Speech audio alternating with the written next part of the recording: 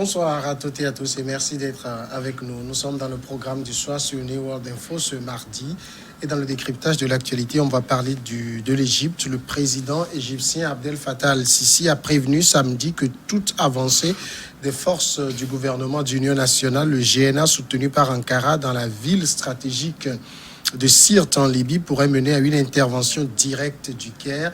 Avec l'appui d'Ankara, les forces loyales au GNA basées à Tripoli et reconnues par l'ONU ont engrangé d'importantes victoires depuis début juin, reprenant le contrôle de l'ensemble du nord-ouest de la Libye. On va y voir plus clair avec Mamadou Diouf, notre éditorialiste. Bonsoir Mamadou Diouf. Bonsoir Samuel. Finalement, avec ce que dit l'Égypte, cette menace, disons-le clairement, on peut se dire de quoi je me mêle. Pas de quoi je me mêle, c'est ce que le GNA dit. De quoi je me mêle, mais les partisans de Haftar ne disent pas la même chose, puisque quand on regarde la chose, chacun dit que c'est un problème libyen. C'est ce que le GNA dit en disant que ce n'est pas à l'Égypte de venir tracer une ligne rouge à l'intérieur des frontières de la Libye. Haftar dit que c'est eux qui sont légaux, parce que c'est avec eux que se trouve ce qu'ils appellent le Parlement libyen. Mais quand on regarde, des deux côtés, il y a des étrangers. Des deux côtés, il y a également des mercenaires. Donc le GNA est en train de se retrouver dans une posture intéressante. C'est pourquoi ils tiennent ce langage. Mais si la Turquie n'était pas intervenue à côté du GNA, je ne suis pas sûr qu'ils auraient pu tout seuls obtenir ces résultats. Donc leurs résultats, en partie, ils l'ont obtenu à cause de l'intervention étrangère. Et c'est ce qui risque également de se passer de l'autre côté, puisque le soutien de l'Égypte au maréchal Haftar n'a jamais fait défaut. En même temps, le Caire dit, si le GNA s'approche de la ville stratégique de Sirte, il va intervenir. Sirte est une ville libyenne. Tout à fait. Sirte est une ville libyenne, mais en fait, l'Égypte s'adresse également indirectement à la Turquie.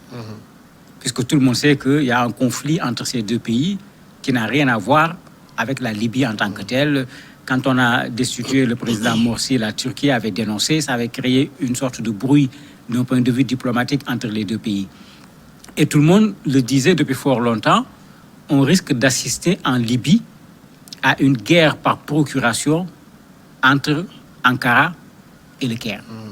Puisque si on regarde l'attitude de la Russie, c'est comme si la Russie fait tout pour ne pas se retrouver en face de la Turquie en termes d'affrontement. Et si on regarde, c'est la même chose qui a été fait également en Syrie. La Russie avait eu exactement la même politique par rapport à la Turquie quand la Turquie a décidé d'intervenir sur le territoire syrien. Parce que la Russie se rend compte que la Turquie est un membre de l'OTAN et en même temps un allié intéressant pour la Russie. C'est comme si la Russie ne veut pas perdre une telle chose. Mais aujourd'hui, l'Égypte, qui a toujours soutenu le maréchal Haftar, se retrouve en situation compliquée. L'Égypte a toujours dit non, il faut qu'on respecte, puisque pour l'Égypte, le gouvernement légitime, c'est le Parlement. Puisqu'il l'a dit dans le discours en disant que c'est le Parlement qui est le gouvernement légitime. Et on revoit le discours que la Turquie avait tenu. Si le Parlement nous demande de venir, nous allons intervenir. Maintenant, pourquoi l'Égypte dit de ne pas toucher Sirte?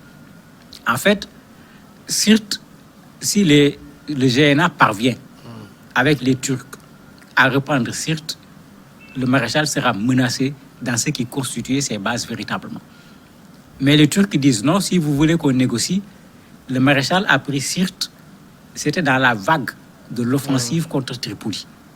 Si vous voulez qu'on négocie, il faut que le maréchal demande à ses troupes de quitter Sirte. Et certainement, les Turcs ne vont pas reculer. Ils sont en train de prendre de l'avance sur les forces du maréchal. D'un point de vue militaire, quand on est en position de force, on ne part pas s'asseoir. On veut régler le problème. C'est ce que le maréchal avait fait à un certain moment et ça n'a pas marché. On a vu l'incident récemment en Méditerranée entre la France et la Turquie. La Turquie continue d'envoyer des armes au niveau de la Libye et quand on envoie des armes, c'est pour une offensive. Ce n'est pas pour rester sur le front actuel.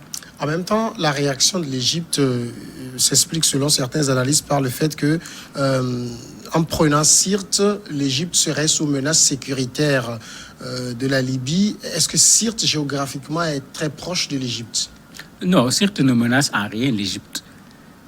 Le problème de Al-Sisi, il a son soutien qui est Haftar, qui est en train de perdre pied actuellement au niveau de la Libye. Maintenant, il a un problème. C'est par lui qu'on est passé le plus souvent pour armer le maréchal Haftar. Tout le monde le sait. La proximité de la Libye avec l'Égypte, ça c'est connu. Et si l'Égypte devrait avoir peur, c'est plutôt des mouvements à caractère djihadiste qui sont dans la zone. Et c'était une des raisons pour lesquelles l'Égypte avait soutenu le maréchal Haftar, parce que le maréchal Haftar a combattu ces mouvements. Alors que l'Égypte a son propre problème au niveau du Sinaï et dans d'autres parties de l'Égypte avec ces mêmes types de mouvements.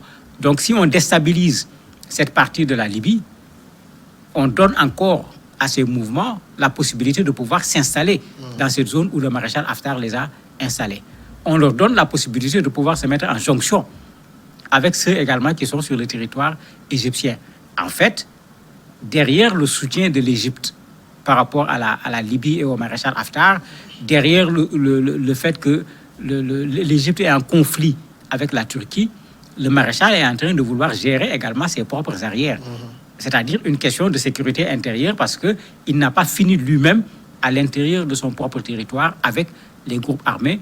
Donc leur donner l'occasion de pouvoir s'installer au niveau de la partie est de la Libye, c'est donner en même temps aux mouvements qui sont en Égypte une zone où ils vont pouvoir se replier. Tout le monde sait que c'est le gouvernement d'union nationale qui est reconnu par la communauté internationale. Mais quand le Caire dit que si le Parlement nous demande d'intervenir, est-ce que ça veut dire que pour l'Égypte, c'est le maréchal, c'est le Parlement qui sont plus légitimes? En fait, c'est ce qu'il dit avec ce discours. Si vous vous rappelez, il y a une démarche qui avait été faite par l'Union africaine juste avant que le président rwandais ne cède le portefeuille au président égyptien. Si vous vous rappelez bien également, Moussa Faki Mohamed, le président de la commission de l'Union africaine, avait dénoncé ce qui se passait en Égypte et avait donné, plutôt en Libye, et avait donné 15 jours au maréchal pour respecter la position sur le plan international, parce que sur le plan international, c'est le GNA qui est reconnu par l'Union européenne, c'est le GNA qui est reconnu par l'Union africaine, c'est le GNA qui est reconnu par l'Organisation des Nations Unies.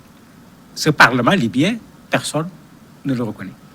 Maintenant, l'Égypte, étant du côté du maréchal, essaie de répéter ce que le maréchal dit, parce que le maréchal dit non, c'est ici le Parlement libyen, donc c'est eux qui représentent le peuple libyen. Les GNA, c'est des marionnettes qu'on a mis en place. Ils les accusent même d'ailleurs de s'être alliés avec ces groupes djihadistes pour pouvoir rester au niveau de Tripoli. Et c'est ce discours que l'Égypte reprend pour pouvoir légitimer une intervention égyptienne sur le sol libyen. Parce que les militaires égyptiens ne peuvent pas venir traverser comme ça la frontière libyenne. Il ne faut pas oublier que la Turquie avait fait exactement la même chose.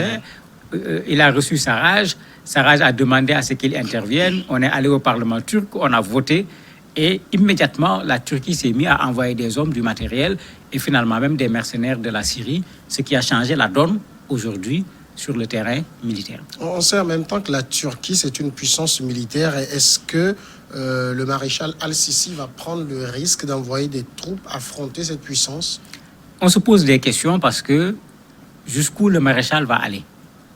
Tout le monde se pose la question. Vous avez même dans les médias arabes certains qui se moquent aussi bien de la Turquie que de l'Égypte en disant mais on ne comprend pas pourquoi cet intérêt soudain pour l'Égypte. Si c'est le monde arabe qui vous intéresse, les Palestiniens sont là, massacrés tout le temps par les Israéliens. Vous n'êtes même pas allé les protéger. On ne parle même pas d'aller affronter Israël en tant que tel. Vous n'êtes même pas allé protéger ces populations-là. Pourquoi subitement il y a autant d'intérêt sur la Libye par rapport à ces pays-là? Donc il y a des intérêts géopolitiques qui sont là. L'Égypte a derrière elle l'Arabie Saoudite. L'Égypte a derrière elle les Émirats Arabes Unis. La Turquie a derrière elle le Qatar. Alors que ce même Qatar également est en conflit avec l'Arabie Saoudite, les Émirats Arabes Unis. Donc on est en train presque de, comme disent certains spécialistes, de refaire de la Libye ce qu'on a fait de la Syrie. C'est que si on ne fait pas attention, il va y avoir plusieurs forces étrangères qui vont venir intervenir dans un conflit qui théoriquement est un conflit entre des Libyens et qui dans la réalité va être plutôt un conflit entre des puissances étrangères qui vont se battre sur le sol libyen, comme on l'a vu au niveau de la Syrie. Et tous les spécialistes actuellement craignent ce scénario. Si l'Égypte intervient, ça risque d'amener les gens vers cette situation. Alors justement, l'Égypte chercherait-il à sauver le soldat Haftar? Parce qu'on sait que ces derniers jours, Haftar a un peu été relégué au second plan. Oui, il cherche à le sauver parce que même à l'intérieur de la Libye, on commence à dire qu'il faut mettre le général Haftar de côté. Les gens commencent à vouloir promouvoir le président du Parlement libyen dont on parle en considérant qu'il est un interlocuteur plus valable que Haftar. Il ne faut pas oublier que Haftar, dans son offensive vers Tripoli, s'était senti en position de force. Tout ce qui avait été proposé comme cessez-le-feu, c'est Haftar qui, à chaque fois, avait refusé de signer le cessez-le-feu. Le GNA a toujours été disposé à signer le cessez-le-feu. C'est Haftar qui avait toujours refusé. Aujourd'hui, malheureusement, les données ont changé et c'est pourquoi on voit Haftar disposé à signer le cessez-le-feu qu'il avait refusé en Russie, qu'il avait refusé également au niveau de Berlin. Maintenant, le GNA qui se sent en force dit non. Eux, ils considèrent que Haftar ne peut plus être un interlocuteur pour eux s'il faut chercher la paix au niveau de la Libye, en essayant bien sûr de promouvoir le président du Parlement. Haftar a rencontré également un problème dans son offensive contre Tripoli. Il est allé tout seul. Haftar n'avait pas pris l'aval de l'Égypte. Haftar n'avait pas pris l'aval de la Russie. Alors que ce sont ses deux alliés les plus importants. Il était parti sur la base qu'il avait l'armée libyenne à sa disposition. Il n'était pas allé même pour des affrontements. Comme il avait fait son discours, il avait demandé aux militaires qui sont à Tripoli de déposer les armes et de venir le rejoindre. Malheureusement, ça ne s'est pas passé comme il l'avait programmé. Quelle a été la réaction des Nations Unies aux menaces égyptiennes? Actuellement, les Nations Unies demandent aux gens de garder leur calme et de privilégier la négociation. Mais on n'a jamais écouté les Nations Unies, puisqu'il y a un embargo sur la Libye en ce qui concerne les armes. L'embargo a été réitéré à la conférence de Berlin, mais pendant qu'on faisait la conférence de Berlin, pendant qu'on réitérait l'embargo, certains pays présents à la conférence envoyaient des armes, envoyaient des mercenaires, pour dire que, bon, pour le moment, les Nations Unies ne tiennent vraiment pas cette affaire. D'ailleurs, c'est ce qui avait fait démissionner Hassan Salamé, qui s'occupait de cette question libyenne, parce qu'il se rendait compte qu'en fait, les Nations Unies n'avaient pas de poids. Ils ne décidaient pas de ce qui se passe en Libye. Les autres pays qui soutiennent soit le GNA, soit le maréchal Haftar, avaient plus de poids sur ce qui se passe en Libye que les Nations Unies en tant que telles. Donc, comme d'habitude, les Nations Unies demandent qu'on privilégie le dialogue. Ils demandent également aux autres pays de ne pas intervenir au niveau de la Libye, mais il est clair que l'intervention des autres pays est déjà sur le terrain libyen. Mamadou Diouf, merci d'avoir répondu à nos questions. C'est moi qui vous remercie. Nous partons maintenant pour la pause et on revient après avec l'invité.